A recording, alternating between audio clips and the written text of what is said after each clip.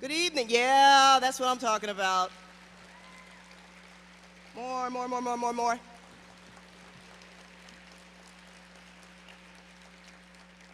Good evening. For those of you who don't know or who have forgotten who I am, I'm Angela Pace from WBNS 10 TV, your news leader in Central Ohio.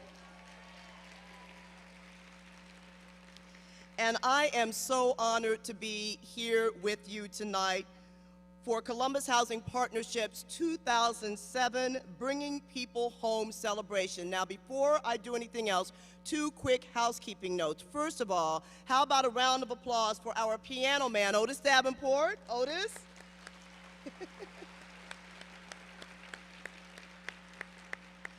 And also, for those of you who are sitting out there in the audience, this is the Palace Theater. This is the show featuring Tavis Smiley, not Rickey Smiley. I know there's been some confusion. You hear it on the radio. Ooh, it's that Smiley guy. I just want you to know where you are and who you're about to see. If you want to see Rickey Smiley, you can still stay here because you know his show ain't gonna start on time anyway. So just relax and enjoy.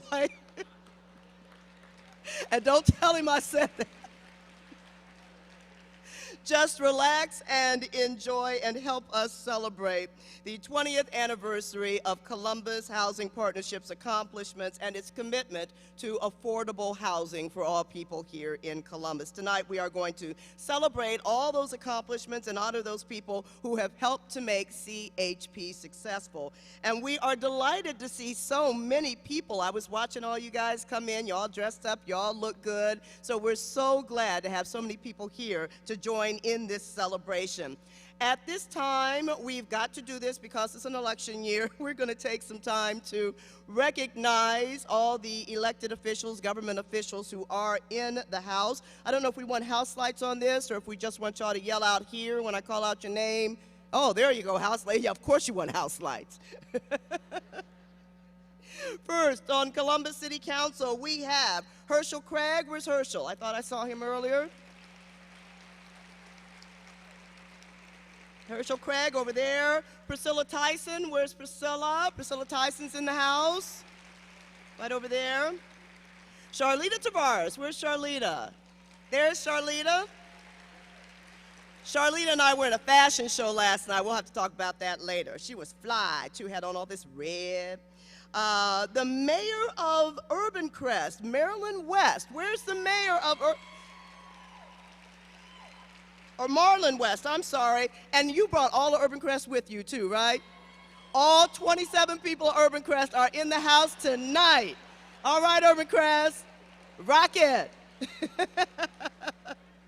And my favorite state senator, where is he, the drummer boy? Where is Ray Miller? Is he here? He's always late. Where is he? Oh. Hi, Ray Ray.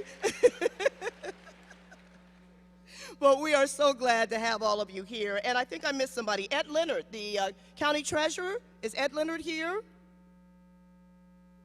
He was here? Well, how do you know? Did you talk to him?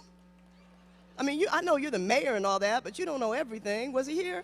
Okay, all right. Mayor says Ed Leonard was here. All right. Ed Leonard ain't here now, so he doesn't get a round of applause. So we want to thank all you government officials who are here for this very, very special evening, and some other very special people and entities that we have to say thank you to, our presenting sponsors, because we would not be here without you.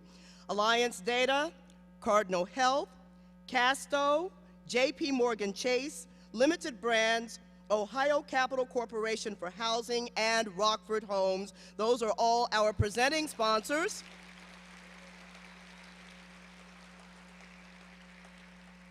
And equally important, our speaker sponsors. And our speaker sponsors this evening are Enterprise and NeighborWorks America. And I think it speaks very well for CHP that two respected national organizations came together to bring Tavis Smiley here to Columbus. So round of applause for our speaker sponsors as well. And of course, the all-important media sponsors. Y'all can't do nothing without us. Y'all try, but you can't. Time Warner Cable, the Columbus Dispatch, this week's newspapers, the Communicator News, WOSU Public Media, and the folks who signed my paycheck, WBNS 10 TV. So thank you all very much for making this event possible. And also, if you look at your program, you will see how many leader, underwriter, pace setter, and corporate sponsors we have for tonight's event. So one more time, let's show a round of applause, show our appreciation for all the rest of our sponsors for this evening. Now, we've got a lot of great things in store for you tonight, and I know that you want to hear all about CHP's accomplishments. You want to honor our award winners, and then, of course, hear from the great Tavis Smiley. Please note that you have a question card in your program. In your program, there is a question card. So be thinking about a question that you would like to ask Tavis Smiley. You write it down. We're going to be collecting those cards, and perhaps, just perhaps, if you're somebody I know and I like you, your question may actually be asked this evening. You know, every day we see something in the news about the housing slump. There's always bad news. The housing slump, high foreclosure rates, adjustable rate loans resetting, and I think that it's important that we tell you a little bit about what CHP does in our community and how CHP can help you. So at this time, let us welcome the CEO and President of Columbus Housing Partnership, the lovely and talented Amy Klavan. Amy?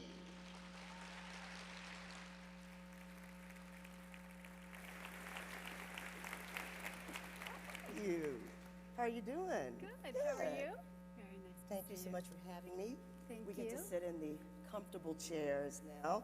This is a huge, huge event, and I know that everything that CHP does is huge in this community. Just tell our audience, I'm sure they're vaguely aware of what CHP does, but give our audience an idea of the basics of Columbus Housing Partnership. Well, it's really quite simple when you break it down to two areas. We have a dual focus. We provide homebuyer education programs and quality affordable housing. It's most important for people to have long-term sustainable home ownership. We want to make certain people can afford, maintain, and grow their investments. You know, the dream is to own a home. The nightmare is to lose your home to foreclosure. We don't want individuals and families to buy a home because that's what's expected of them.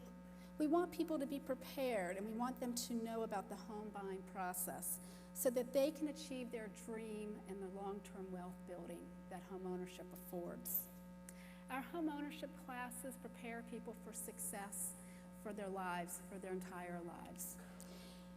You know, we also have foreclosure prevention programs. As you said before, there are many people in our community facing foreclosure. Last year in Franklin County, there were 10,000 families that entered the foreclosure process. In the first 6 months of this year, there were 10,000 homes. This year, it'll probably be in our community in Franklin County, 20,000 people. It's a silent crisis. People don't talk about it, so we have programs to help people. Secondly, Columbus Housing Partnership offers a full spectrum of quality, affordable housing. We understand that every person and family has different needs throughout their life and that their financial situation changes. So we have many different kinds of rental opportunities available to people, ranging from 1-bedroom to 4-bedroom apartment units to single-family homes. But then we also provide quality, affordable housing for sale. It's both new and newly renovated in great neighborhoods throughout our community.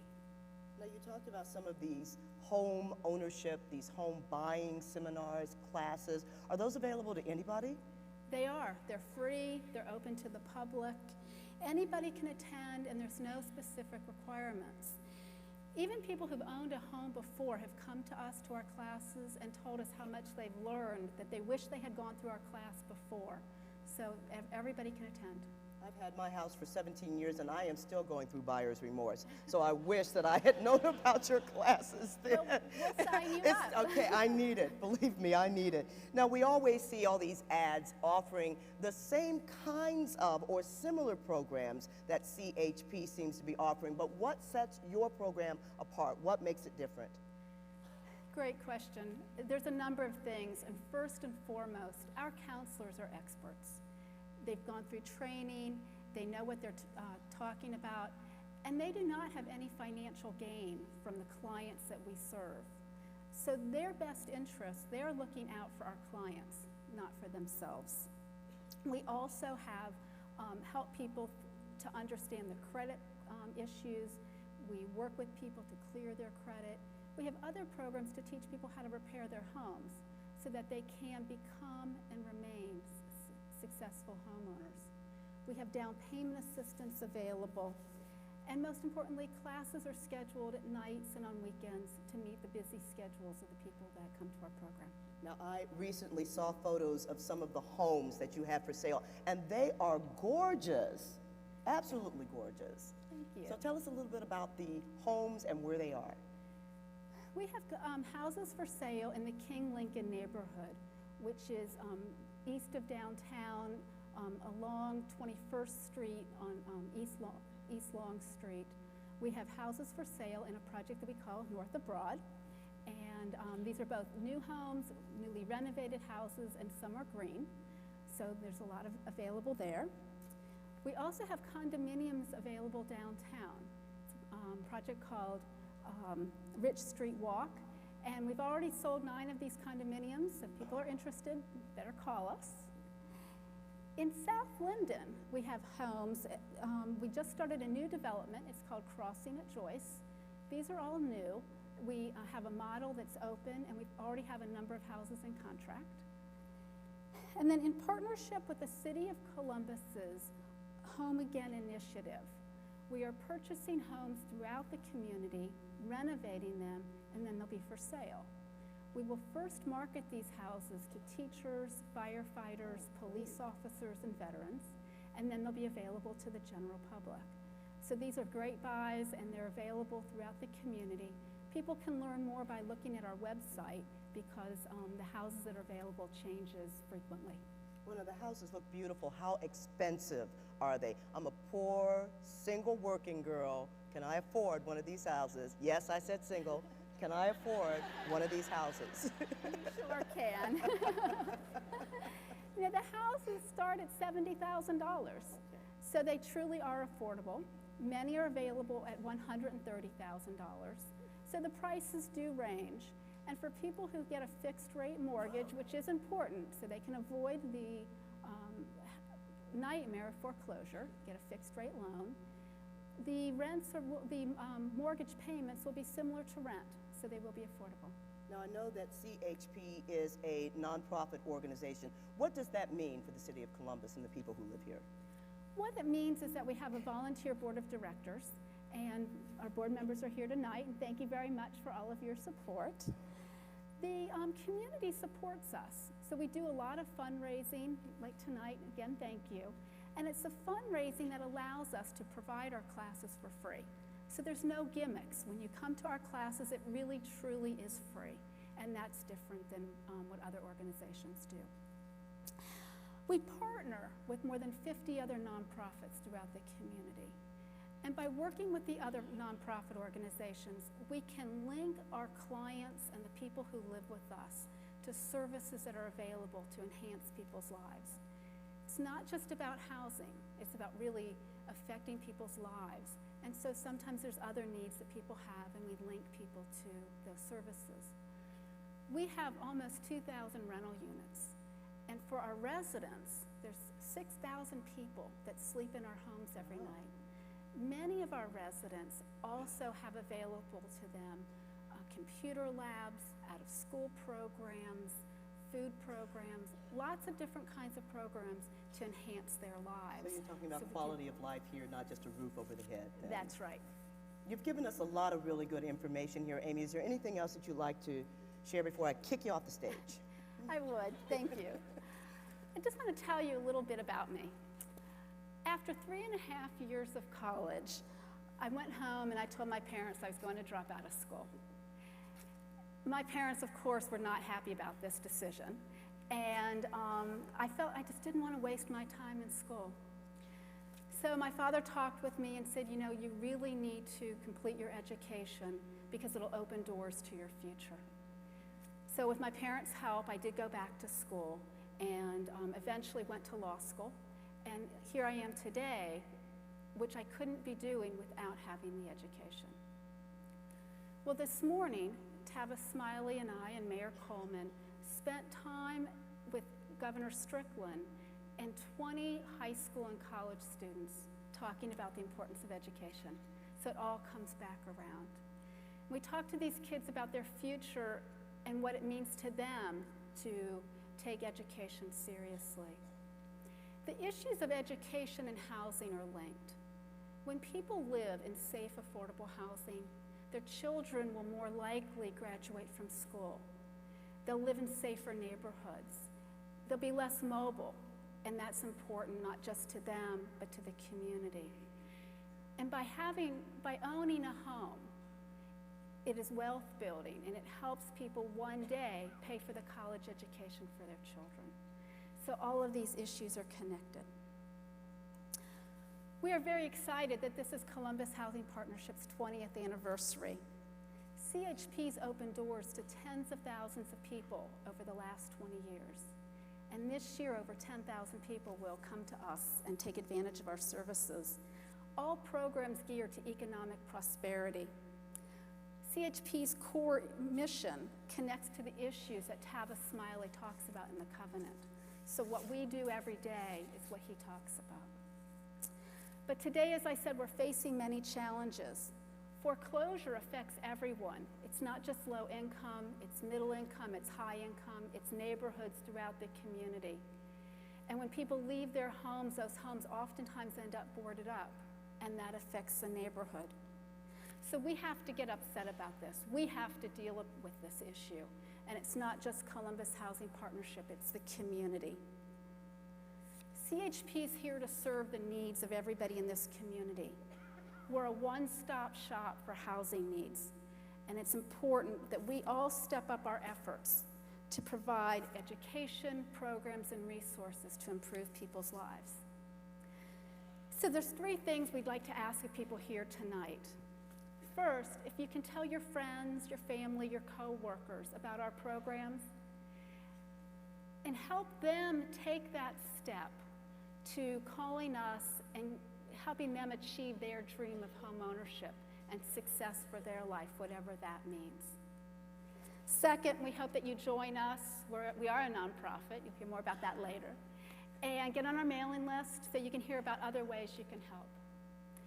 Third, we usually don't talk about politics, but this is 2008 elections are upon us. With the foreclosure issue, we all have to be outraged. We have to do something. We have to make housing an issue on the political agenda for all levels of government. So if you can talk to your elected officials, to the candidates, make this an issue, because housing is the most important part of everyone's life. Because if you don't have a safe and decent home to go home to, what do you have? So thank you for joining with us as we make our community better. All right, thank you, Amy. And we're glad you dropped out of school. Thank you so much. Amy Claiborne.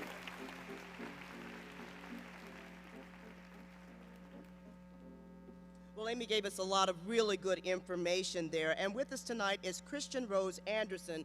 Christian has benefited from Columbus Housing Partnership's commitment to affordable housing. So let us welcome Christian to the stage so that she can tell us her story. Christian?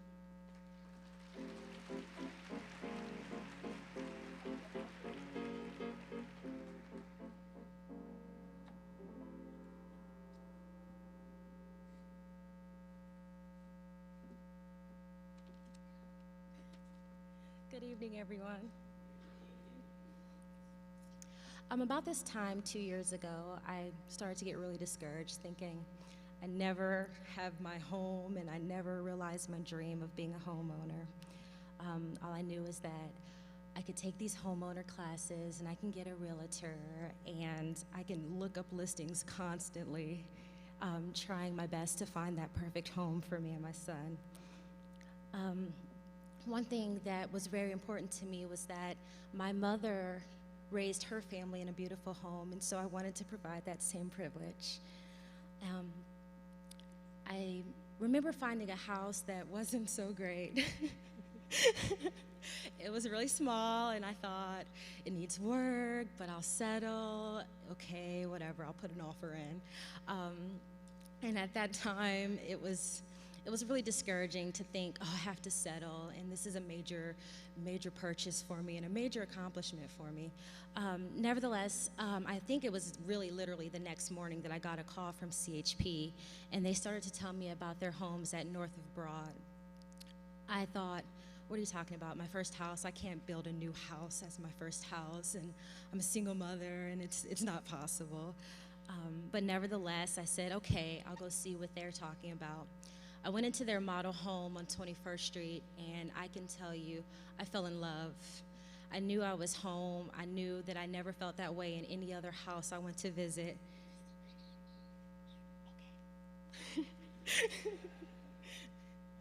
And it was just such a wonderful experience, really finally finding something that I didn't feel like I had to settle, and I felt like it was a beautiful home and a beautiful place. As my house was being built, I drove past constantly, sometimes twice a day, just to see the progress. I took pictures of everything, even the dirt. But it was the most beautiful mound of dirt I'd ever seen. And so to this day, it's been about 1.5 years since we've been in our home.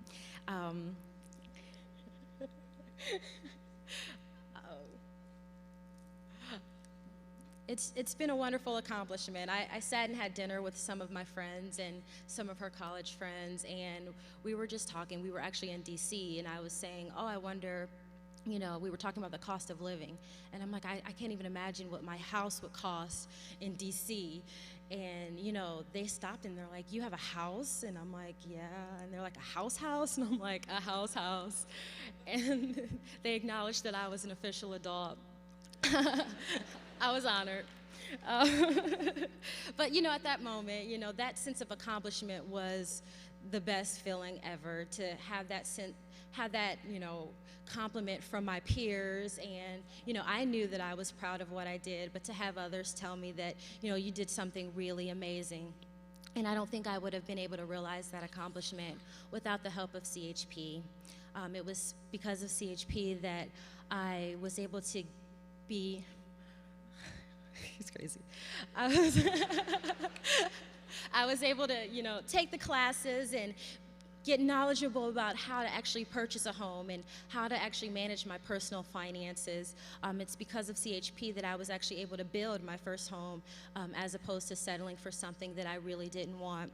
It's because of CHP that I'm now a proud member of the King Lincoln District, and I really feel like I'm part of history in the making, and I'm so proud to be a part of it. I see the vision, and I'm so happy that they're working hard to make it happen. Thank you so much, CHP.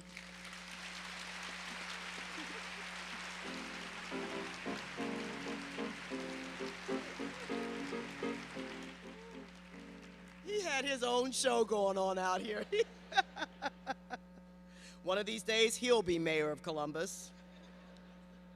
We want to thank you, Christian. Thank you so much for sharing your story with us, and I'm sure that there are other people out there in the audience who can also benefit from what CHP is doing.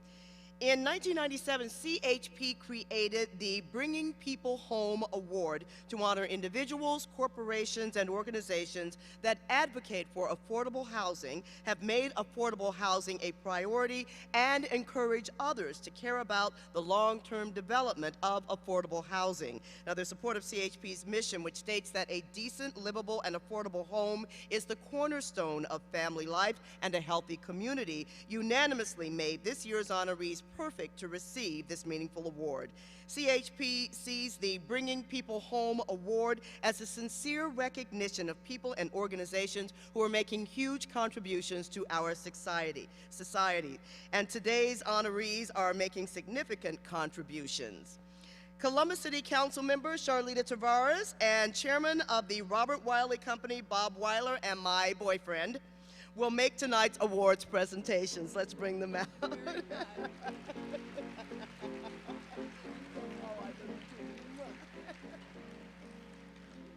Well, good evening, and before I get to my special presentation, I do want to make a presentation on behalf of my colleagues, both Priscilla Tyson, my council colleague, and Herschel Craig, who are here today, but on behalf of all the members of Columbus City Council, to recognize the 20 years of CHP's partnership with the City of Columbus. So we have a resolution recognizing all of their contributions in revitalizing our neighborhoods and making a home for the residents of our community.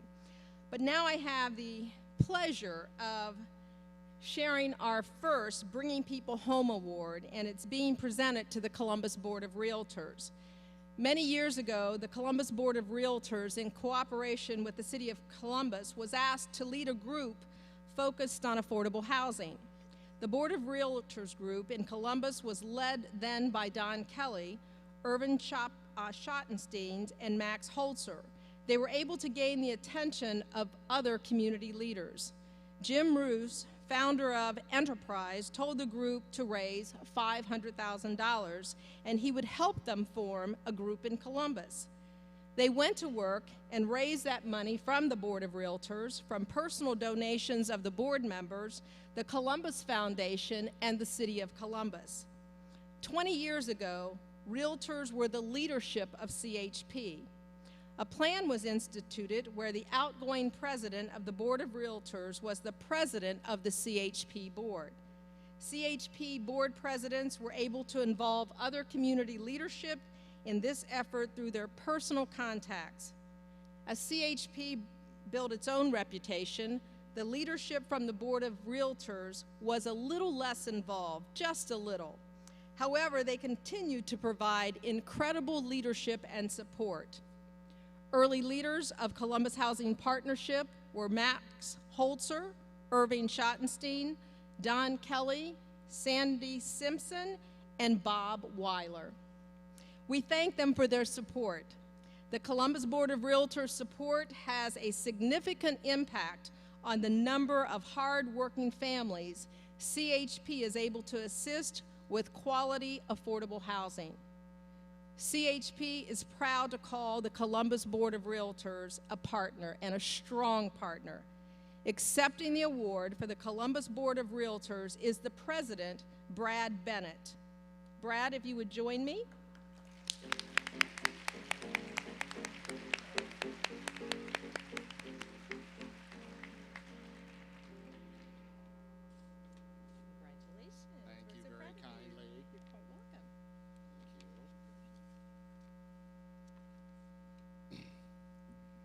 Thank you, Councilwoman Tavares and Dr. Bob Weiler.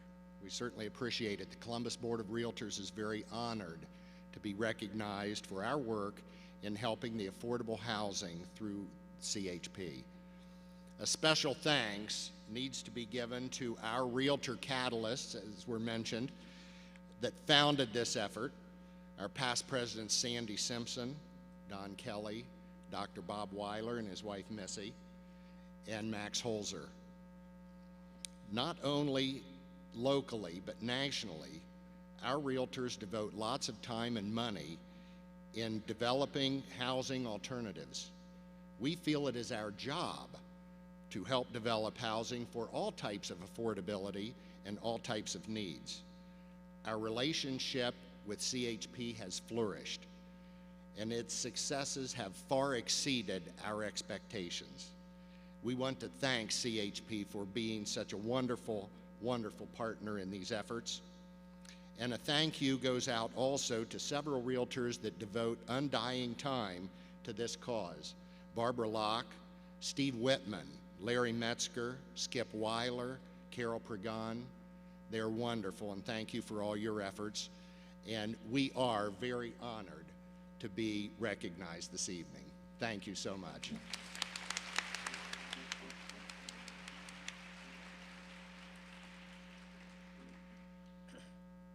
Good evening. I am very lucky to be able to make this presentation to one of the most loved, admired, and respected gentlemen in our city. And as I look out and see some 1,000 people to make the introduction of Reverend Leon Troy, recognizing that there,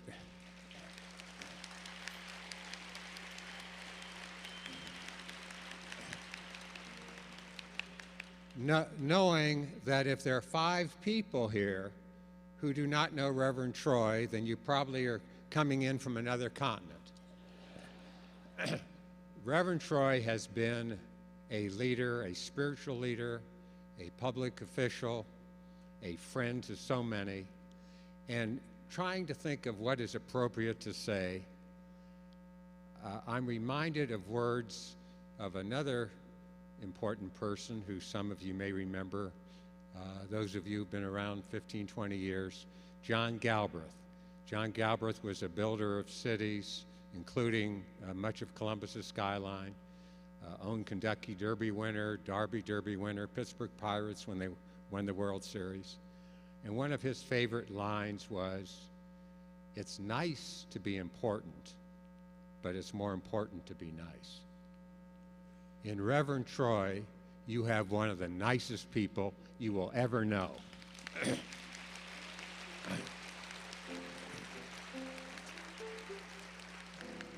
And it is so fitting that he be recognized by the Columbus Housing Partnership, as their ideals and mission are so closely related.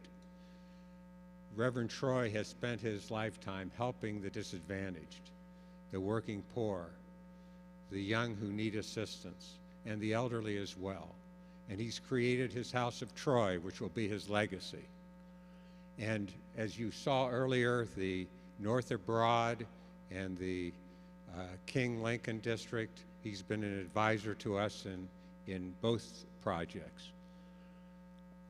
Many years ago, Pastor Troy took the assignment of being the community relations person for Mayor Buck Reinhardt. Now, that was quite an assignment. And after that, if that wasn't enough, he became a member of the Columbus Board of Education. In both roles, he excelled.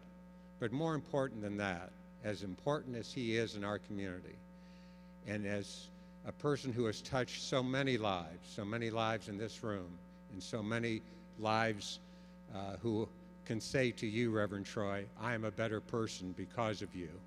You have blessed our city, and you have blessed each of us. And I am so pleased to be able to present you with this award.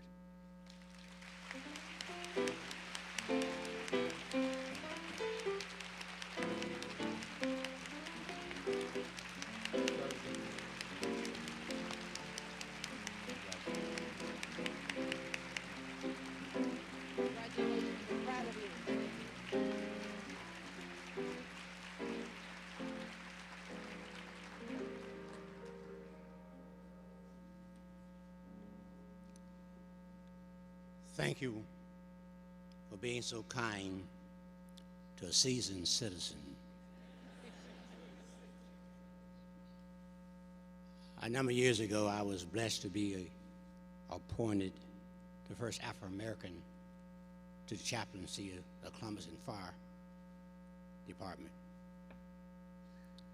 And in that capacity, I had a chance to see how these men and women put their lives on the line.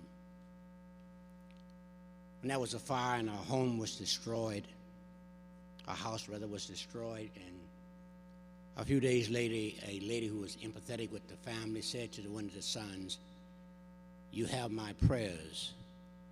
I understand you lost your home last night in a fire." The young man smiled and says, "No, we had a fire, but we're still a family. We have a home. We're just looking for a house to move into."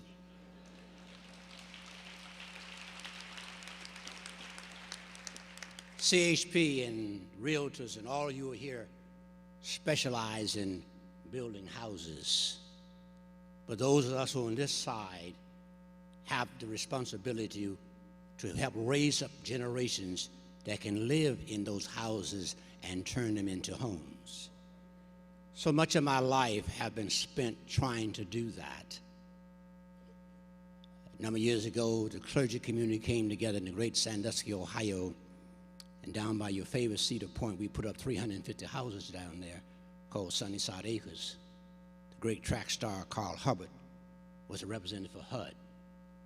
And so we have been involved in housing, and I was blessed to pastor the historical Septon Baptist Church that put the first housing inside, built by our congregation inside the city, called Chandler Arms, Elton Ward's Edition, right off of Gould Avenue.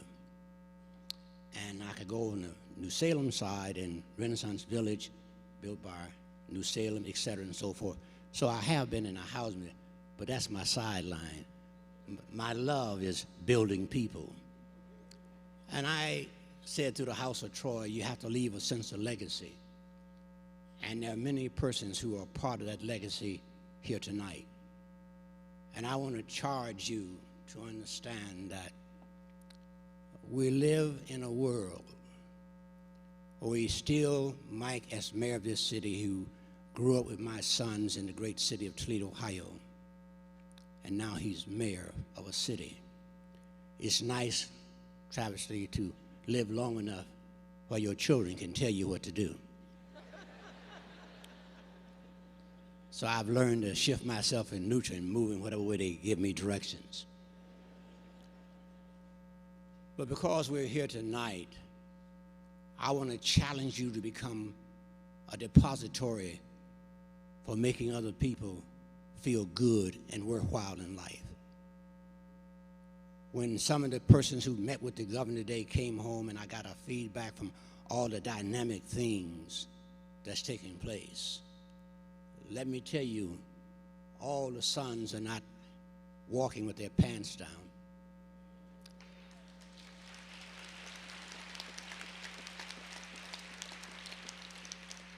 But in this great city, 21 young men out of public education talked to the governor and to the mayor, to our honored guests here today and other persons. They asked penetrating questions, and they said to those persons who have responsibility, I'm counting on you.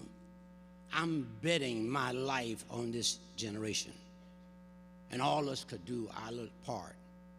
And I simply want to say, as a young man who has reached the ripe age of 81, lived with the same girl for almost 61 years,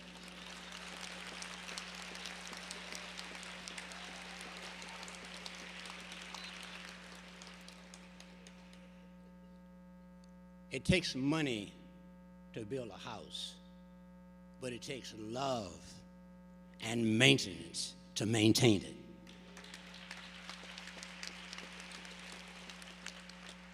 So let me thank you for letting our family, the House of Troy, and our sons are busy. They're in 3 different cities here tonight, but they're an extension of the legacy.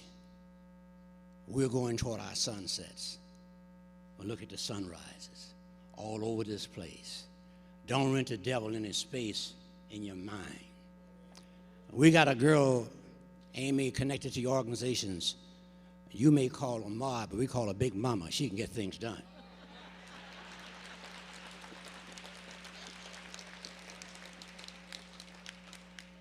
And so let me close with this.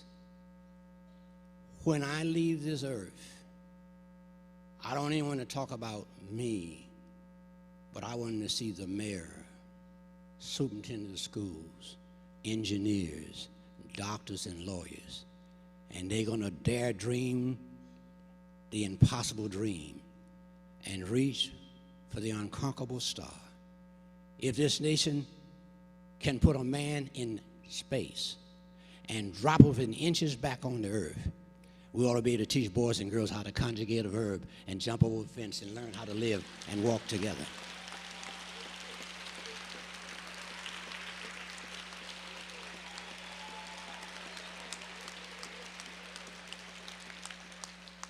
So I close on my mission. My name is not Billy D. I'm not one of these hip-hoppers. but I'm one of God's disciples. And his mission has charged me, like you, to be one of his greatest lovers. Nobody, everybody can outfuss you, but I dare the world to outlove us. When they say no, we say yes. And ladies and gentlemen, the sun is setting, but around the corner is coming a new sunrise. I got news for you. If you aren't hooked to anything and attached to anything, you aren't going anywhere. This organization has us to become involved.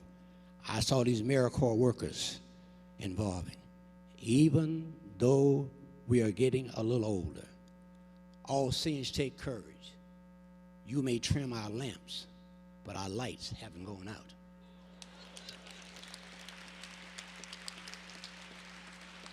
So, let me close on this note.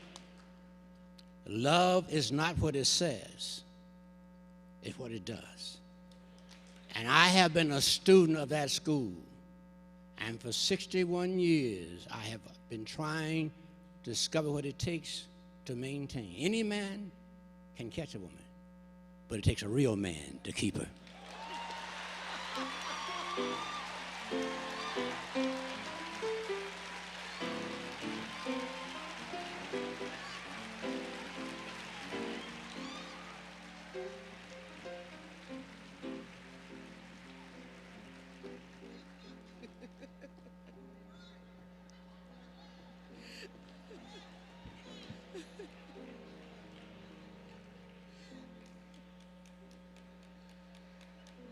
And that's why we call him Daddy Troy.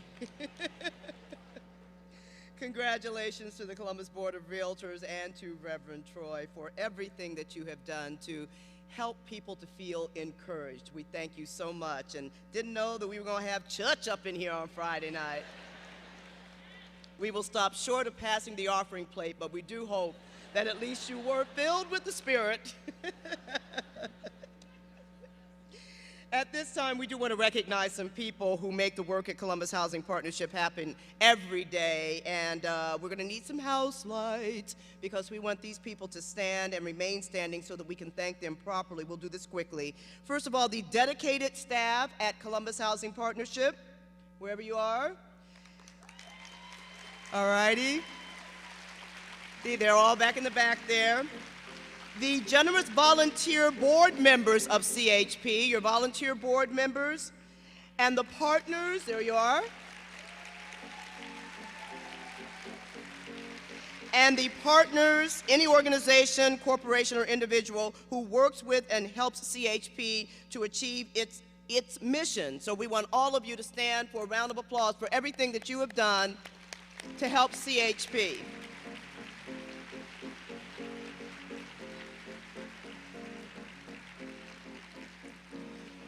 And again, we're going to remind you that there are question cards in your program, so if you do have questions that you would like to ask Tavis Smiley, please write them down. We'll make sure that they are collected, and perhaps your question will be asked. And now it is time to present a man who really needs no introduction, and if I was getting paid by the word, I would write down and read everything that he has written for me to read. But I'm just going to say, ladies and gentlemen, let me introduce the man who used to be my lawyer but then found a better job at City Hall.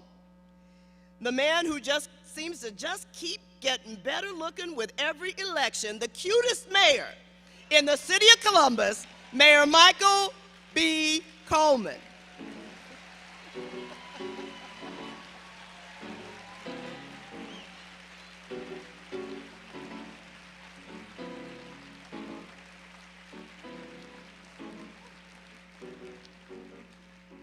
Angela, you are something else.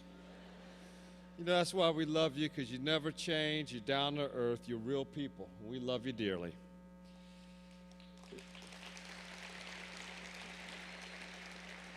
You know, I started out today inspired this morning at the governor's mansion with Tavis Smiley, and I'm ending up this day again inspired to hear great men and great people talk about the great things we need to do in our community. You all know how I feel about housing, how important it is. Affordable, quality housing in the city of Columbus.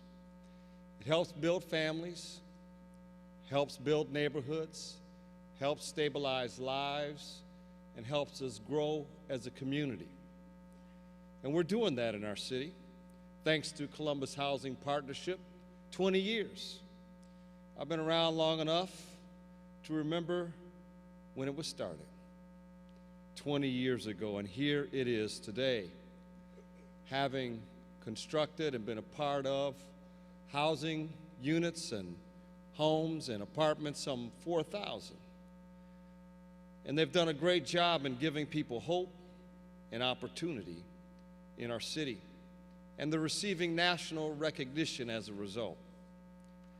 But I do want to comment on this foreclosure crisis that has invaded like a virus in the state of Ohio, in Cleveland, Dayton, Cincinnati, and also in the city of Columbus. People's homes are being foreclosed upon, left and right. And when that happens, what's left behind is a vacant and abandoned and blighted house that further tears down a neighborhood and families in which it is located. We started Home Again. CHP is a part of that as well. In a $25 million effort to take these vacant and abandoned homes and transform them into jewels where people can live once again. I'm inspired by today because we are talking about home ownership, building up lives and families and neighborhoods. But I'm also inspired by the fact that we have a national and indeed an international leader here today. You know, you've really done well with your life when you no longer have two names but one. Angela Pace used to be known as Angela Pace. Now she's only known as Angela. I heard you laughing back there. But you hear names like Jesse, and you know who you're talking about. You hear names like folks that grew up with them and were part of that movement, Martin, and you know who you're talking about. And you hear the name Tavis, and you know who you're talking about. His one voice is bigger than ABC, CBS, NBC, and PBS because he's a multimedia giant in this nation. I listen to him all the time, whether he knows it or not. 9 books. I listen to him on the Tom Joyner Show, and that's great. I didn't know until today that he started out in a mayor's office in Los Angeles, in Tom Bradley's office, as an intern. And look at him now. This morning was truly inspiring because what happened was that Tavis spoke to a dozen or 2 dozen young African American men. And I sat there on the edge of my seat listening to every word. And after Tavis gave his message, I felt young again, but certainly inspired. Tavis is able and has articulated the expression of and what it means to be black in America more than anybody I know in America. Ladies and gentlemen, I bring to you Tavis Smiley. Our Kappa brother.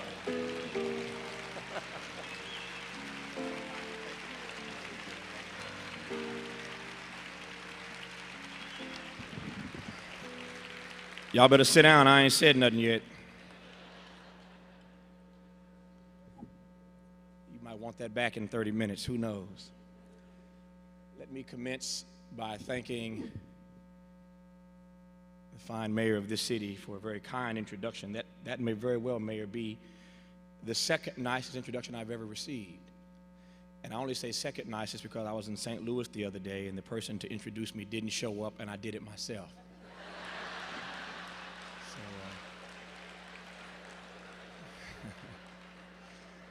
So, it was awfully kind, and I want to thank you. What a blessing it is to be back in the Buckeye State in the city of Columbus and to be so warmly greeted again by the mayor. I'm always humbled when the mayor of any city, but certainly a great mayor like Michael Coleman, shows up to welcome me and introduce me. I'm honored, Mayor, humbled by your presence, by your introduction, so thank you very kindly. Let me also, before I get into my remarks, thank the Columbus Housing Partnership for this opportunity. I'll talk a little bit more about why I accepted. As you can imagine, and I say this with all humility, I get asked to do a lot of things over the course of any particular calendar year, and I'm very choosy about the things that I accept to do. And I'll talk in a moment about why specifically I chose to come to Columbus tonight and to celebrate this 20th anniversary of CHP. But I certainly want to start by saluting the board, the volunteer board, all around this room, all those wonderful staff who were kind enough to sit in the back of the room so we could sit down front. Thank you.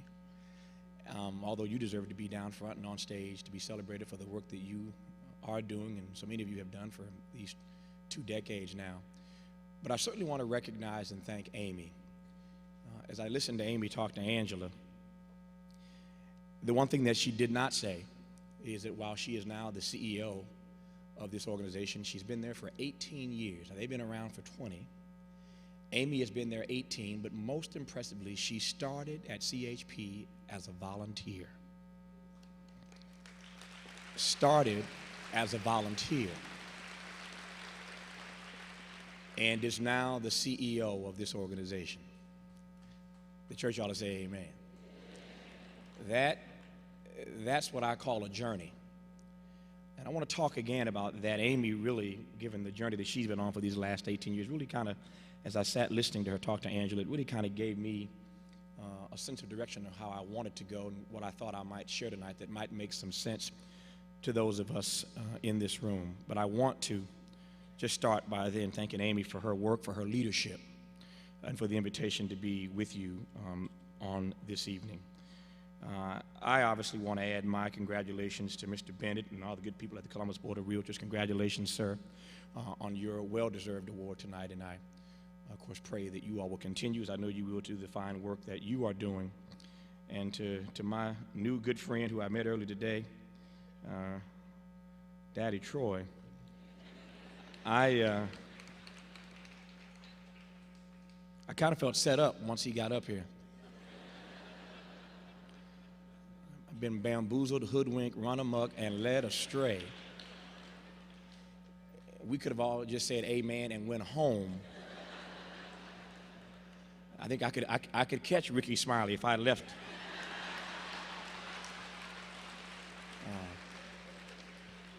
Because Doc, after you got done, wasn't nothing else to say but amen and go home. But when I meet persons, and I obviously meet a lot of people around the country, but when I meet people for the very first time, and I can see that there is an auditorium full of people who have been enlightened, encouraged, and empowered by your life, when I can see that you have been a living epistle for those who live and work and call this city home, I am moved when you see the response that others have to the kind of life that you have lived and the legacy that you will leave. It is humbling, it is moving for me. And so, sir, congratulations on a well-deserved honor tonight. I'm honored to be on the front row with you and the First Lady. Thank you. And if you ain't been told today, that's a sharp hat you got on. Yeah. But I'm sure you've heard that a few times by now. So congratulations to both of you.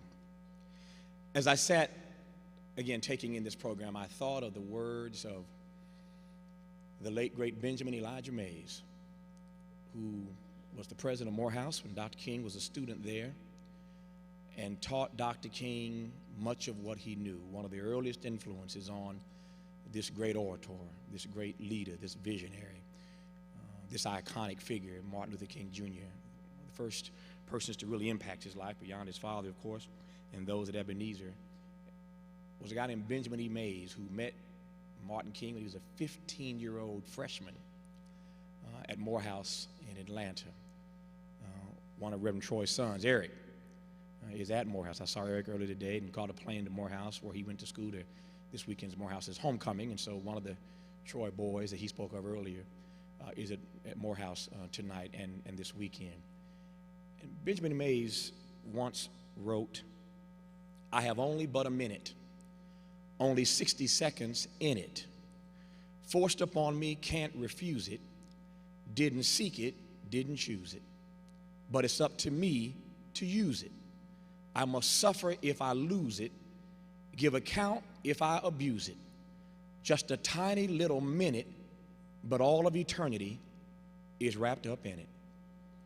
Now, I am certain that at some point, in some sermon somewhere over these many years at Second Baptist, Reverend Troy had the occasion to share with those in the audience, those in the pews on that particular Sunday morning, that because life is so fleeting, because the journey between womb and tomb really is so short, when you put in context what life really is, Mays' words now start to resonate. And as you become more, shall we say, chronologically gifted, then Mays' words start to ring ever more true. That I have only but a minute, only 60 seconds in it. Forced upon me, can't refuse it. I didn't seek it, I didn't choose it, but it's up to me to use it. I must suffer if I lose it, give account if I abuse it. Just a tiny little minute, but all of eternity is wrapped up in it. That's where you hear a good preacher like Reverend Troy remind us that there will come a time when our number is going to be called. And every one of us is going to have at some point a tombstone to mark where they put us in the ground.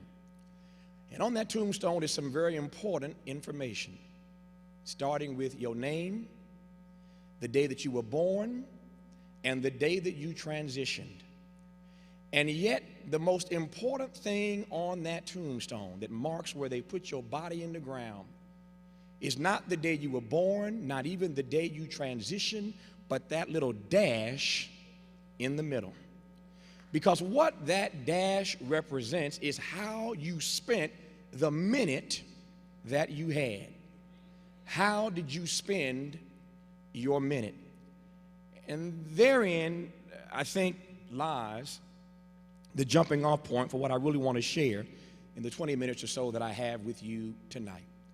Now, as they say in any good black church on Sunday morning, any minister will tell you, because there always seems to be a disconnect between where he starts and where he ends. Stay with me, I'm going somewhere with this.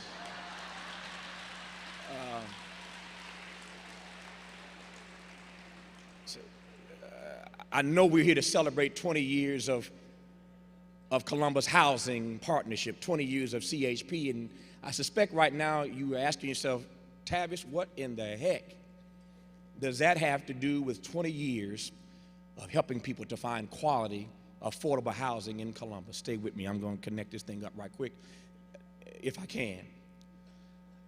I want to talk tonight, and I think, again, Reverend Troy's, Daddy Troy's comments are good. You didn't know you were an opening act, but I thank you, sir. You still got it. His words just really kind of moved me, and again, watching Amy and knowing that she started as a volunteer, what we're really celebrating tonight is not even just 20 years of CHP, because Columbus Housing Partnership only exists because of the people who make it what it is. If it weren't for volunteers like Amy 18 years ago, if it weren't for the folk in the back of the room who do the work of enlightening and encouraging and empowering every day, and by the way, as I told these young folk earlier today, what they do is not a job. And if you're in this auditorium tonight and what you do is a job, you need to rethink how you're spending your minute. Because if all that you have is a job, if what you think you are doing, if what you are spending most of your time doing every week is what you would call a job, then you've missed the point of what it means to live. Because what you really want to find is not a job, but your vocation. What is your vocation? What is your calling? What is your purpose? And so tonight, we're not just celebrating 20 years of some folk working at a job. We are celebrating 20 years of people on the staff, in the executive leadership team, volunteering to serve on the board.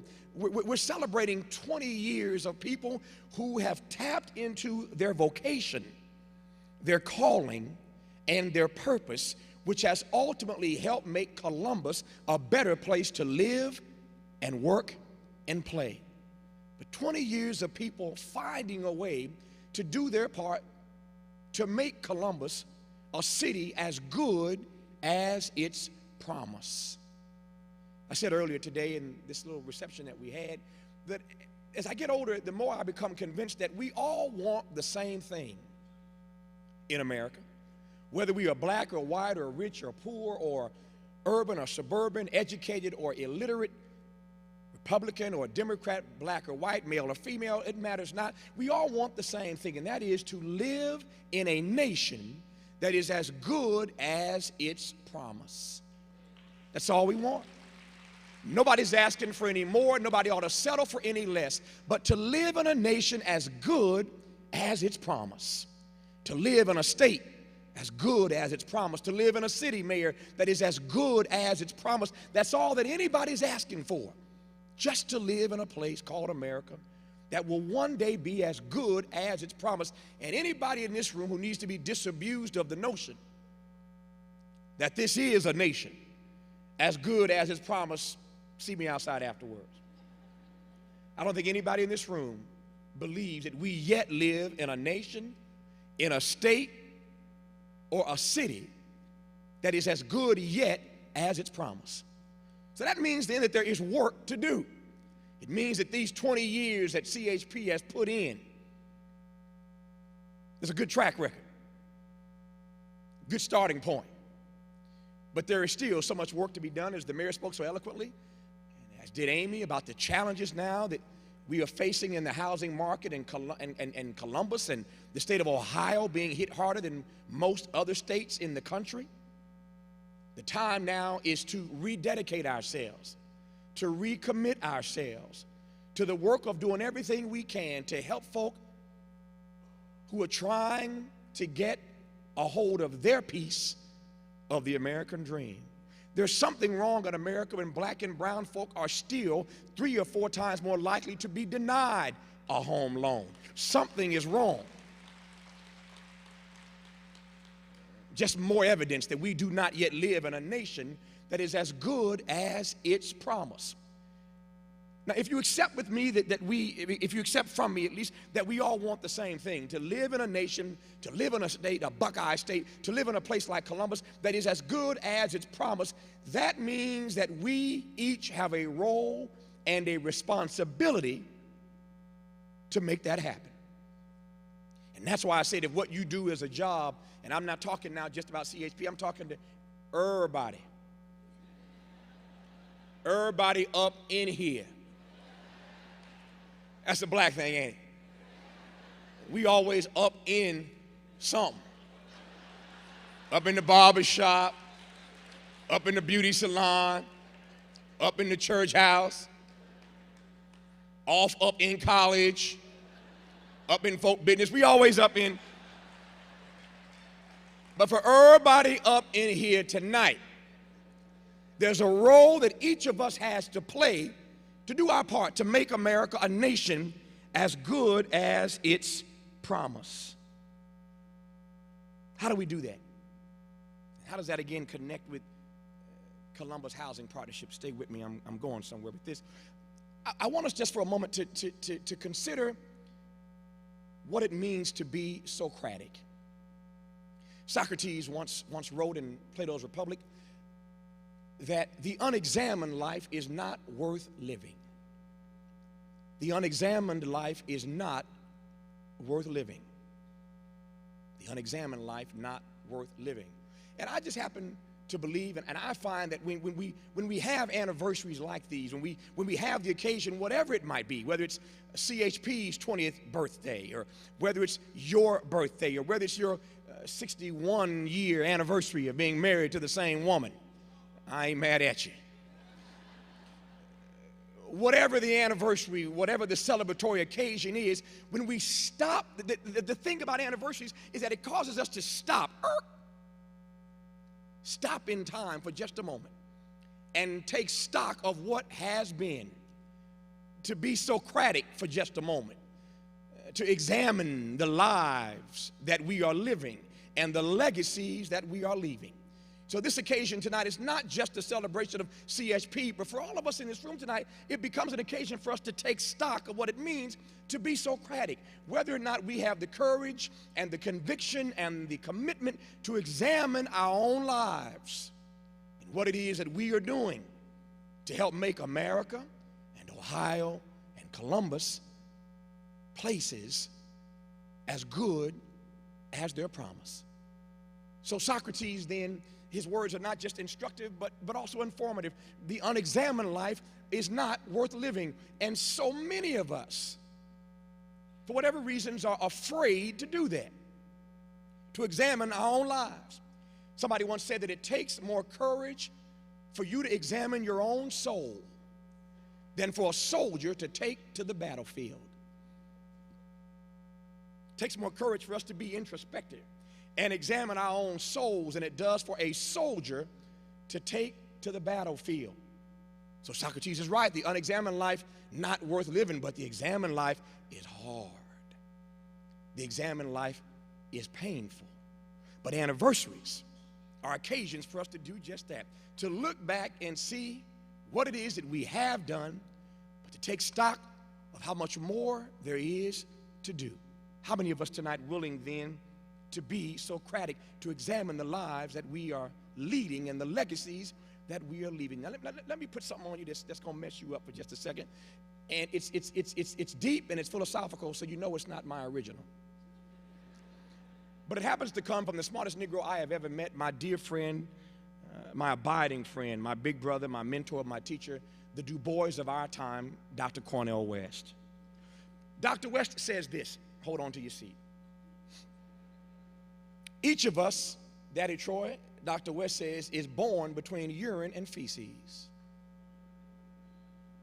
And each of us will one day become the culinary delight of terrestrial worms.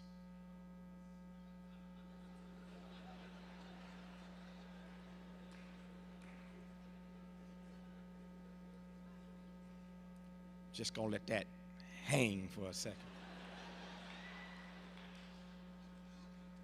I don't care how cute you think you are, what kind of car you drove up in here tonight in, what part of town you live in, how many degrees you have, what your title is, who your mama and them are,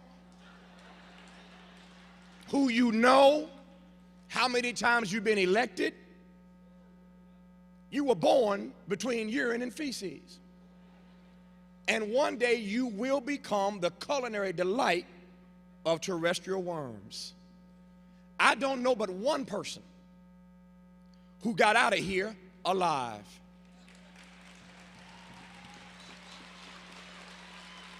Don't know but one who got out alive. For each of the rest of us, there is an appointed time. That's why I told you earlier that journey between womb and tomb is very short.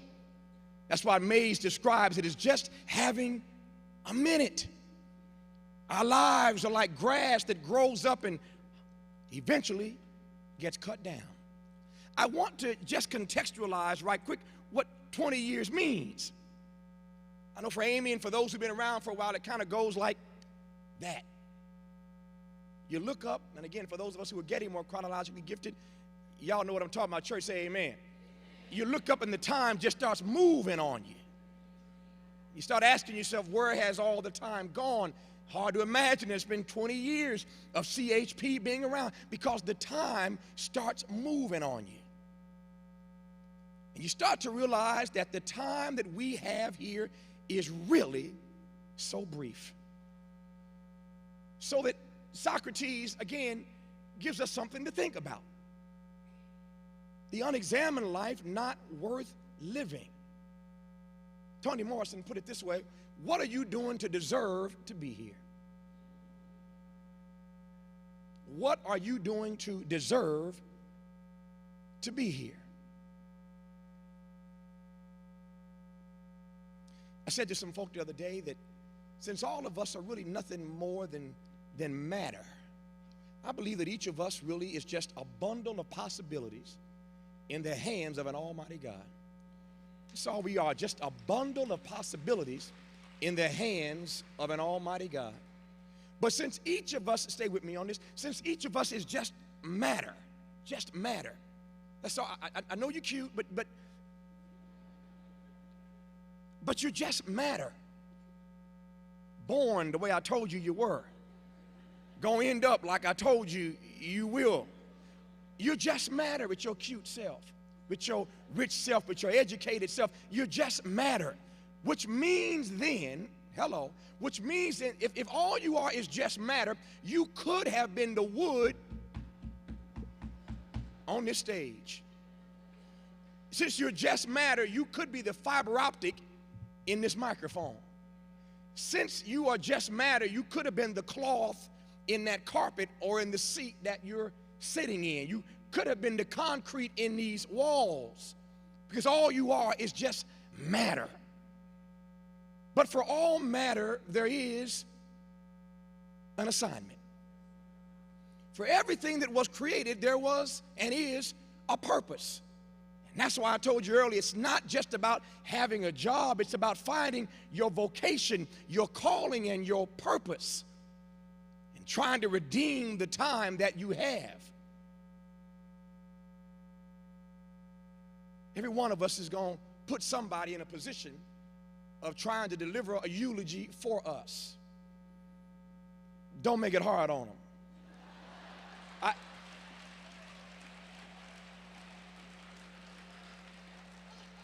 I say to folk all the time, write your eulogy right now. See, I know what I want them to say about me.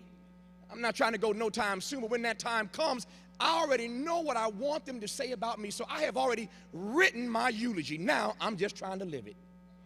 So write your eulogy right now and then go out and live it. The folk at CHP have already decided they know what they want the history books to say about them. That they did the best they could with what they have right where they are to give people a chance at quality, affordable housing in Central Ohio. They already know what they want said about them. And so every day they are living the eulogy that they've already written. How much more then are the rest of us challenged to figure out what we want said of us and then be about the business of living it?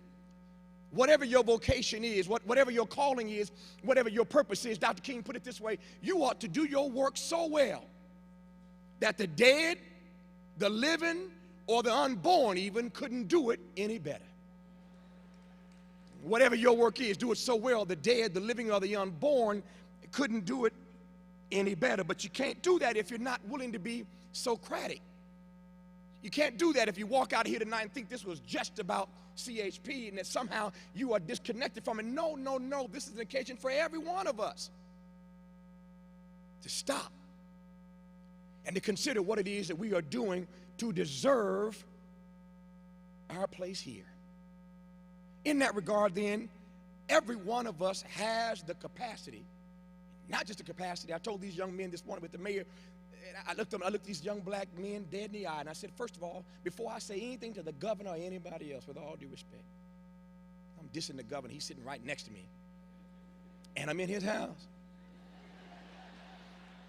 But I said, with all due respect to the governor, let me talk to these black men first. I looked them dead in the eye and said, I want you to know one thing before we get started.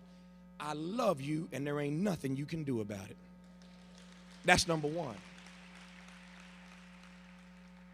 I said to them that every one of you is a leader, has the capacity to be a leader. See, a whole lot of folk run around and call themselves doc. A lot of folk walk around and call themselves leaders. I got a real simple test. If you call yourself a leader and you look behind and ain't nobody following you, you just out for a walk. You just out getting some exercise. Everybody wants to call himself or herself a leader. See, leadership is not created in a vacuum. Now, we have a whole lot of vacuous leadership. That's another conversation for another time. But leadership not created in a vacuum. But every one of us has the capacity to be a leader, so long as we understand what the definition of leadership is. And I want to offer this to you in the spirit of what we celebrate tonight with CHP. If anybody understands what it means to lead, they get it. So as we celebrate them tonight, let's take a page out of their playbook. What it means to lead is simply, but I think poignantly and provocatively, this: you can't lead people if you don't love people. And you can't save people if you don't serve people. How much time I got? Can I get 5 more minutes? Can I get 5 more minutes? You can't lead folk if you don't love folk, and you can't save folk if you don't serve folk. And so my definition of leadership is very simple. What is the depth of your love for everyday people? And what is the quality of your service to them? You're not no leader just because you call yourself a leader. I'm checking you. If you can't lead without loving and you can't save without serving, all I want to know is, what is the depth of your love? And what is the quality of your service? If that becomes the standard by which we live our lives, by which we govern the city, by which Governor Strickland we run the state, if that becomes the standard for each of us to do our work, our vocation, our calling, our purpose, if that becomes our standard, it fundamentally changes life in Columbus. It fundamentally changes what kind of state Ohio is going to be. It fundamentally changes the country if ever we truly believe that leadership is about the depth of your love for everyday people and the quality of your service to them. What do you mean by love, Tavis? That everybody is worthy just because. That all life has value, that all life has equal value. You are worthy just because you somebody's child. You're your mama's baby and your daddy's kid, and that just makes you automatically worthy. Said these young boys this morning, I regard your life and the possibility found therein as much as I regard the governor of this state. He ain't got nothing on you. Your life is as valuable, is as worthy, and the possibility just as great. Racism still the most intractable issue in America, yes. But the possibility of your life, what you can do, what you can become, I regard as much as anybody else, because you are worthy just because. You have equal value to anybody else's life just because. Can you imagine for just a moment if all over the world that became our operating philosophy? If that became our modus operandi, that means that what's happening right now and been happening for centuries, thousands of years in the Middle East would stop just like that. If every Palestinian thought the same value of a Jewish life as their own, if every Jew thought the same value of every Palestinian life as their own, y'all ain't with me on this. If in Rwanda the Hutus and the Tutsis had valued each other's life, if in Darfur right now, hello, if in Jenna, Louisiana, if everybody,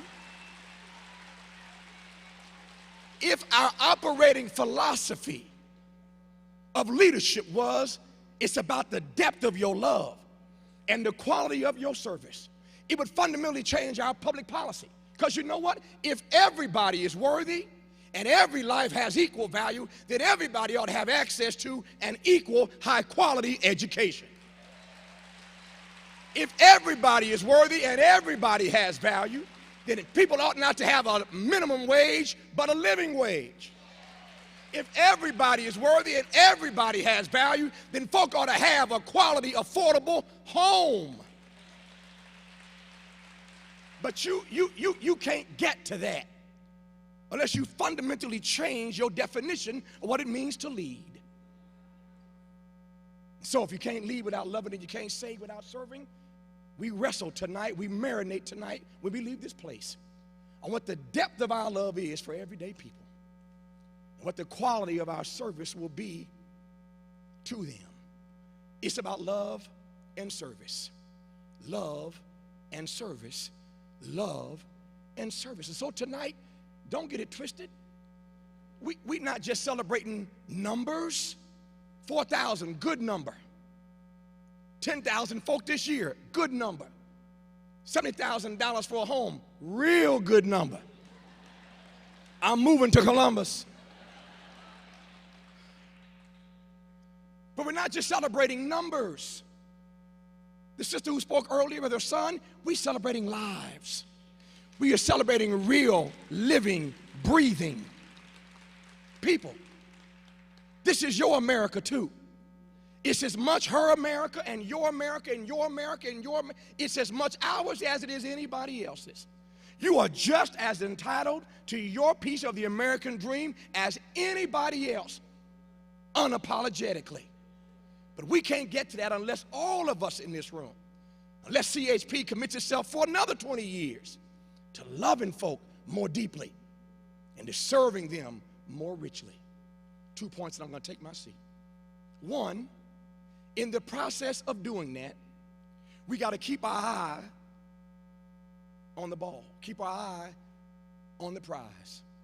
And what is the prize? The prize is not, the surprise is not success, although we celebrate success tonight, Amy. Success ain't the goal. Success is not the prize. See, I think success is what each of us determines it to be. So that more often than not, the highest reward for your toil is not what you receive for it, but who you become by it. And so, the problem with that is that by the world standards, success is always caught up in the numbers. But we're not chasing success. We're chasing greatness. And they are two fundamentally different things. How might I put this? You can be successful without being great. But you cannot be great without being successful. What's the difference, Tavis? Let me give you an example. Don't tell him I said this, but success without greatness would be Donald Trump. Just don't tell him I said that. Success, but not greatness. Success by all the world standards, but not great. Two different things. And with Donald Trump, even that is suspect, because only in America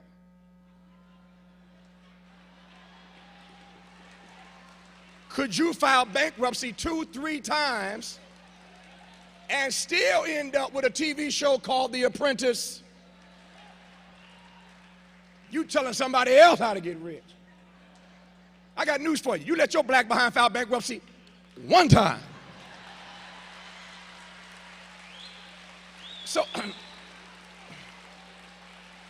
So success,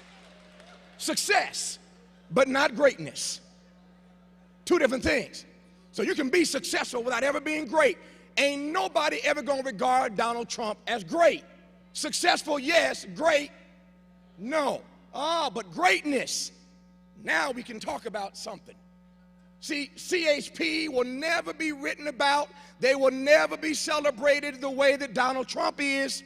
They're not going to hit the cover of Time magazine, the cover of Newsweek, the cover of Fortune, the cover of Business Week. Y'all ain't got no TV show, no?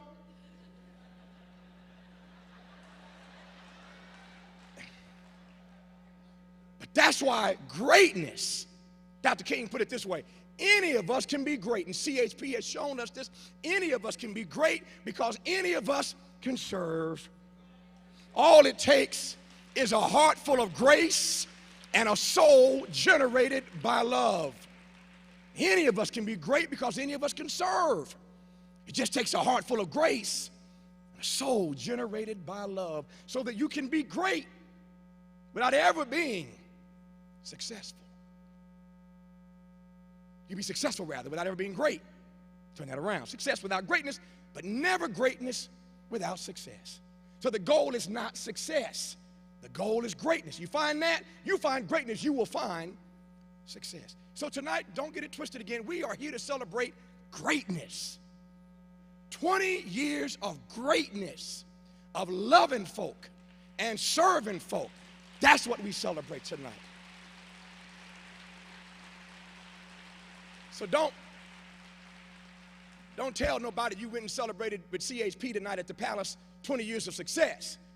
No, you celebrated 20 years of greatness, of loving and serving other people. And my final point, just as there's a distinct difference between success and greatness, I want to give you a little bit of encouragement, because I know, again, with the market that we are in, with the challenges you face, Amy and company, there's a lot more to be done. And the obstacles at times can be overwhelming. I said this earlier today, that being an advocate, and that's what CHP is, they are advocates for the least among us, those who are socially, politically, culturally, economically disenfranchised. They are advocates for the least among us. And by the way, that's what greatness is. He who is greatest among you will be your servant. Just thought I'd connect those dots. I told you I was going somewhere with this. But as you move forward, particularly in this market, the challenges are great. The challenges are significant. But just as there is a distinct difference between success and greatness, there is a distinct difference between hope and optimism. And when you look, Mayor, at the market, when you look, Amy, at the market, you look at the challenges right now, not a whole lot of reason to be optimistic. And here's where the black experience in America, these bad black folk, can help you out just a little bit. I want to take a page out of our playbook and offer it with humility to CHP. Because black folk in America know a little something about struggle. We know a little something about how to get over in difficult times. And so I stand here tonight in a Kingian tradition. I stand here tonight in a tradition of black folk succeeding against all the odds. I stand here tonight in a tradition of folk who've learned to love this country in spite of and not because of so often. And so we have something. If my friend Dr. West were here tonight, he'd put it this way: what kind of blues nation? America got the blues right now. The housing industry, the housing market, sure enough, got the blues. And so if Doc were here tonight, he'd ask philosophically, what kind of blues nation learned from a blues people? And so we have something to offer America in this regard as you go forward for your next 20 years. When you look at what we're dealing with right now, not a whole lot of reason to be optimistic. You turn on CNBC or Fox Business, anything else, not a whole lot of reason, given what CHP is doing right now, to necessarily, to the staff, not a whole lot of reason to the board to be optimistic right about now, because optimism suggests that there is a particular set of facts, circumstances, conditions, something you're looking at that gives you reason to believe that things are going to get better. And so we say, I'm optimistic. Now, just as an aside, whenever I meet Negroes who say they're optimistic, I get scared. I want to know where anybody black in Ohio is living who is optimistic. What facts, circumstances, conditions you looking at that gives you reason to believe that things are going to get better? That's what it means to be optimistic. Something you're looking at that suggests to you, that convinces you that things are going to get better. When you see that, you say, I'm optimistic. Truth is, that ain't never been the black experience in America.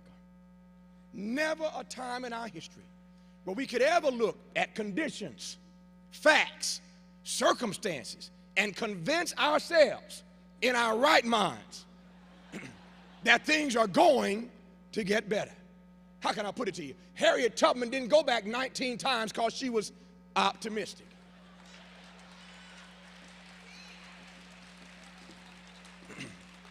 Dr. King didn't lead the movement because he was optimistic. Rosa Parks didn't sit down because she was optimistic. We can do this all night, can't we? We've never had a moment in our history where there's ever reason for us to believe that things were going to get better, because optimism is not our framework. Optimism is not our formulation. But we can talk to you about hope. We can talk to you about hope. That's why the Bible says, now faith is the substance of things hoped for, the evidence of things not seen. That's why when we sing the Negro National Anthem, lift every voice and sing, we had hope when hope unborn had died. Y'all better slow down on that lyric next time you hit it.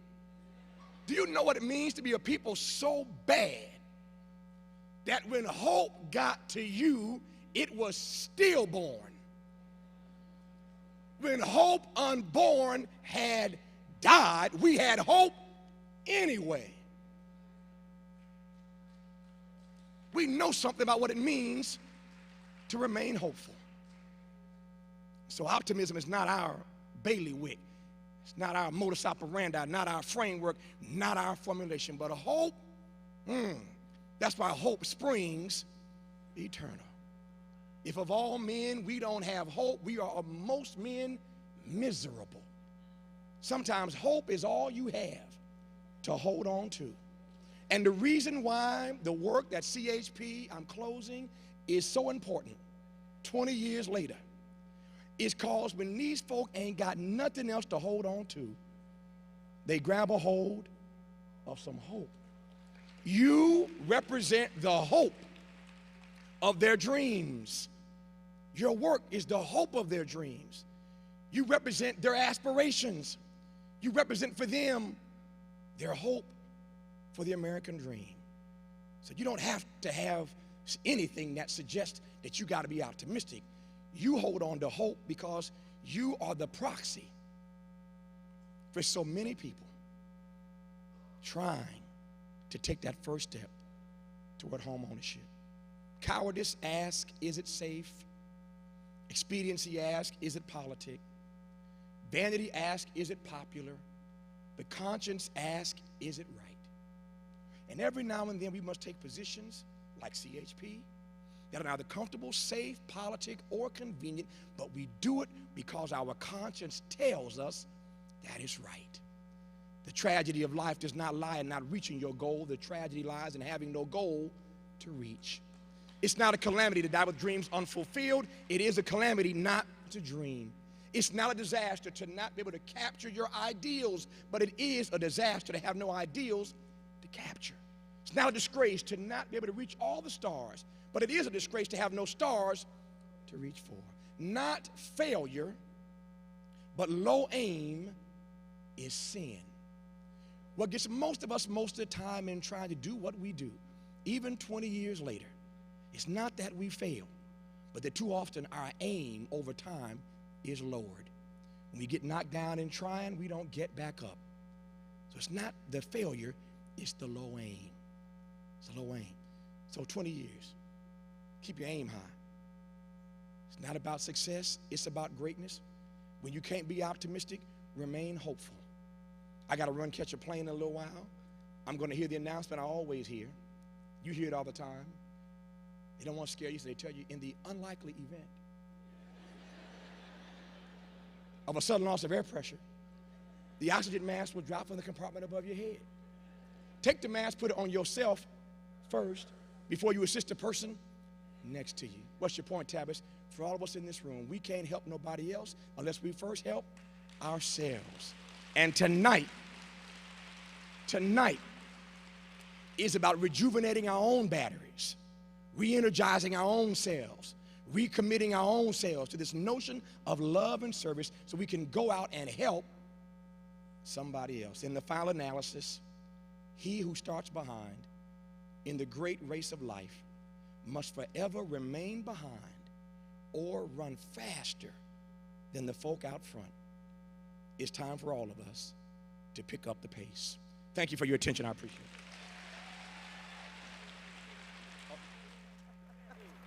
Yeah, fine, thank you. How are you? Mike, yeah, Mike Thomas, come over and have a seat here. All right. You sit. Sure. It's okay. And here, I brought you a bottle of water in case you need it. I think if you have not been energized, then there is something woefully wrong with you. We've had two churches up here tonight. Tavis has had a long day, but he has graciously consented to stick around for just a couple of questions. So we're going to get started with my colleague, Cal. This is Mike Thompson, who is the news director at WOSU, and he has his own show, Columbus. Columbus. And Mike and I were former colleagues together at Channel 10. So, Mike, you go right ahead with the first question for Tavis. Okay, Tavis, in your book, The Covenant, you identify multiple issues concerning the African American community. Which are the most critical to solve first? The Covenant is a book that lays out the top 10 issues of importance to African Americans and what we can do about it. Very simple framework. These are the facts. Here's what every individual can do. Here's what the community can do. Here's what the body politic can do. The issues are health, education, economic opportunity, closing the racial digital divide, reforming the criminal justice system. So I don't think it's a matter of either or, it's both and. That is to say, everything in the text are issues that we have to work on. I say to people all the time, two things. When people ask me what's most important, or the better question is when people ask me what should I do, Angela, they want to know what can I do. First of all, do the thing that's right in front of you. Every one of us, in trying to find our purpose and calling a vocation, needs to look at that thing that's right in front of us. What is that thing that so angers you, that so bothers you, you keep stepping over it every day, you're sick and tired of dealing with it, you're sick and tired of being sick and tired about it? What is that thing that's right in front of you? So one, do the thing that's right in front of you, whatever it is. And secondly, sometimes you have to, two words, assign yourself. Sometimes you have to assign yourself. It's not about waiting. Nobody came to me. I wasn't waiting for an assignment to do the covenant. I wasn't waiting on an assignment to say that we ought to take the covenant and force the Democrats to show up for a debate. I wasn't waiting for the Republicans to call me and say, why don't you host a debate and ask us to come? You know, so that most things that I have done, I've had to assign myself and offer that to you. Sometimes with that thing that troubles you, you're not waiting for somebody to come to you and say, let's do this. Sometimes you just have to assign yourself. Speaking of the Republican debate, what's been the fallout from the Republican debate in which half the folks didn't show up? A lot of fallout. There were, at the time, 6 people who showed up and 4 who did not. The 4 who did not, Mr. Giuliani, Mr. Romney, Mr. McCain, Mr. Thompson. You have their names committed to memory. Absolutely. All righty. You would too. You've been asked this question this many times. No. The good news was that we went forward with the debate. Sometimes, as I said earlier, you have to have the courage of your own convictions to go forward anyway. Being a leader is what I call an anyway proposition. You got to love folk anyway. You got to lead them anyway. You got to serve them anyway. You got to help save them anyway. And so the debate was never in jeopardy. People kept asking me, are you going to go forward because you don't have the 4 front runners? I was like, so what? If they come, fine. If they don't, there are going to be 4 empty podiums with their names on them. And that is going to become a media story in and of itself. And it did. Everybody from the New York Times to the Columbus Dispatch to USA Today to Meet the Press, I mean, radio, TV, print, everybody talked about how they played themselves, how they embarrassed themselves by not showing up. And it wasn't just about Tavis. Here's the point, Angela, right quick. You can't say no, as they have, these 4 front runners. You can't say no to every black request you receive in the entire primary campaign. You can't additionally say no to every Hispanic request you get through the entire campaign. When you say no to every black request and every brown request, is that really a scheduling issue or is that a pattern? It's a pattern. And so what they were exposed for is not taking the time to address issues important to people of color. Here's the problem. We live in the most multicultural, multiracial, multi-ethnic America ever. Nobody, black, white, or brown, male or female, Republican or Democrat, should be elected president in 2008 in this America if they think along the way they can avoid talking to people of color.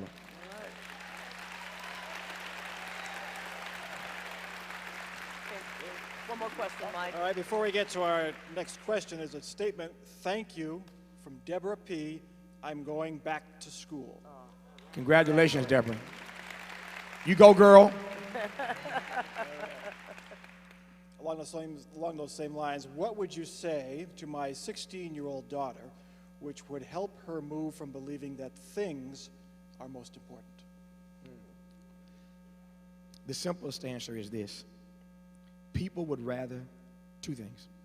Where young folk are concerned specifically, they don't care what you know until they know that you care. They don't care what you know until they know that you care. Secondly, most folk, certainly young people, would rather see a sermon than hear a sermon. With all due respect to Daddy, Troy. Folk would rather see a sermon than hear a sermon. And so I just find that people, and especially young people, get tired of being preached to. When I said earlier of Daddy Troy about being a living epistle, being an example, people want to see a sermon. So that if you trying to tell them out of one side of your mouth that things are unimportant, and they see you working 80 hours a week trying to get more stuff, and every couple of years you upgrading to another luxury vehicle and putting more stuff in this bigger house and buying a bigger house as often as you can and wearing designer clothes. And when they see one thing and you telling them something else, there's a disconnect, and these kids ain't stupid. So they'd rather see a sermon than hear a sermon. So my sense is that if we want to convince young people or anybody, this generation that we live in, that it's not about success but greatness, it's not about the things, it's not about, I stopped asking young folk years ago what you want to be when you grow up. It's not about what they want to be, it's about who they want to be. Who do you want to be when you grow up? The who question is internal, the what question is external. The external is about the trappings. I mean, the what question is about the trappings. The who question is about what's the condition of your soul. You know, what kind of life do you want to live? What kind of legacy do you want to leave? So we got to ask the right questions, but ultimately it's about being the kind of examples for these young folk, seeing sermons rather than hearing sermons. Right. And I know that you've got to get on the road, right? Your little person down there was. Hi, how are you? That's just Raymond. Oh, that's just Raymond. Okay, yeah, then go ahead. I'm gonna do two more right quick. Right. Yes, y'all been very patient, so thank you. This is a great question. What advice do you have? Is this your question? No.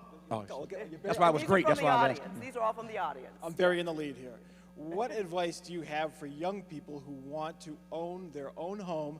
And it's from Jonathan, who is aged 11. It's a very good question. One of the things that I know that Amy and company work on that we did not get a chance to really talk about tonight in detail, but I know they work on it and talk about it rather in these classes. But one of the things that we have to take more seriously, particularly given that this is if ever there was, a college town, this is a college town. And you all know of the trouble that young folk get themselves into these days way too early with credit. They offering credit cards to you now at 16. I mean, you know, they're offering you credit cards, offering you this, offering you that, so that before, and I'm a witness of this. I've been fortunate over the years, but I know of what I speak. I got into, when I was way too young to handle it, the minute that I got to college, they offered me free checking and free this, and if you're a new student, get a free checking account. And I got a checking account, didn't know how, nobody had ever taught me how to balance a checkbook. And I'm trying to run to the bank and put in my little money before the check gets there, and the most I'm ever writing a check for is $7. And I remember this like it was yesterday. The pizza that I ordered cost $7.14. So most of my checks were written for $7.14. And I was so broke, I'm still running to the bank trying to deposit $7.15 to cover the check that I have written. So I know that when you have not been educated about financial literacy, then so many young folk get into trouble early on. I just saw a report on one of the news programs, one of the evening news programs, did a big story about this not long ago, the trouble that young people get into way too soon. So that here you are a few years down the road trying to get your credit right, trying to get a home, and your credit is bad from when you were in college, and now you got student loans piling up. Too many young folk get into trouble with credit way too soon. So the simplest advice is that Jonathan needs to ask his mama, ask his daddy, ask somebody at his church, some responsible adult, you know, that question. I can answer it easily from the stage, but I'm not going to be here tomorrow. somebody in Jonathan's life, somebody in his circle ought to take an interest in helping him to answer those questions and learn and teach him rather what it means to be responsible where money matters are concerned. But I think that we are going to find our society in a great deal more trouble down the road if we don't arrest this development of young people getting into trouble with credit and money matters way too soon. All right, Travis, it's interesting you should mention that because I think I saw, did I see Lawrence Funderburk out there in the audience? Lawrence Funderburk, who was a Star Ocean basketball player and NBA player, and Lawrence is very interested in teaching young people about financial literacy. So it's interesting, I just caught Lawrence's eye out there just as you were answering that question. This is the man you need to talk to, Jonathan. Wherever you are, you need to talk to Lawrence Funderburk out here. And now one more question, because I know you've got to go, and Raymond is like just through with me right now. One more question. You're very, very into the presidential debates, making sure that all of America knows these men and women who are running for the highest office in the country. What about Tavis Smiley? What about Tavis Smiley running for something? In a word, no. Thank you very much for coming out. No, that's not. Every one of us has our calling, and that's not mine. I've been very fortunate to have the opportunities that I have right now to try to raise these issues. I think, and I'm glad you asked that question, it's a great question from you, Angela, precisely because I think that for those of us who happen to be of color, it's true of all of us, but certainly for those of us who are of color in the context of your question, in the media, our role now in this multicultural, multiracial, multi-ethnic America is more important now as journalists of color than ever before. And here's why I say that. Because there are too many questions that don't get asked if we don't ask them. There are too many issues that don't get raised if we don't raise them. There are too many folk who don't get profiled if we don't profile them. I lost track a few years ago of the number of persons who have appeared on PBS for the first time only as a result of my television show.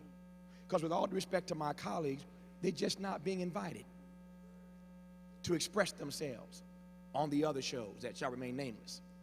But we have got to do our job to ask questions, to raise issues, to profile people who otherwise would not get a chance to be heard. And so that every day I take the opportunity I have very seriously to try to use the platforms that I have, one, to empower people with information. I believe that information is power, that knowledge is power. Number two, to lovingly and respectfully challenge folk, push them to re-examine the assumptions that they hold.